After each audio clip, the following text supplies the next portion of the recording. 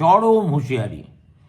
প্রত্যেকটা DMK personally ensure করতে হবে যে ইসিআই এবং সুপ্রিম কোর্ট যে ডকুমেন্টগুলোকে বৈধতা দিয়েছে শুধু সেগুলোই যাতে ইয়ারও এবং এইআরওরা আপলোড করেন এবং তার বাইরে আর কোনো কিছু না থাকে সেটা নিশ্চিত করতে হবে। এবং নিশ্চিত করতে হবে কবের মধ্যে?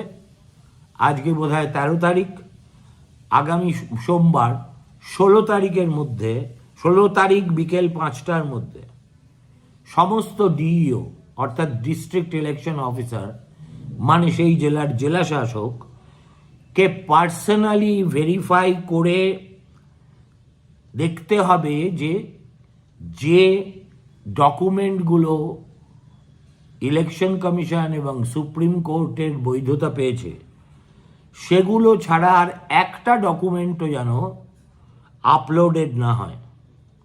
এবং ইলেকশন কমিশনের যে আইটি টিম তাদেরকে নির্দেশ দেওয়া হয়েছে যে to check if such documents remained in the system after that time limit.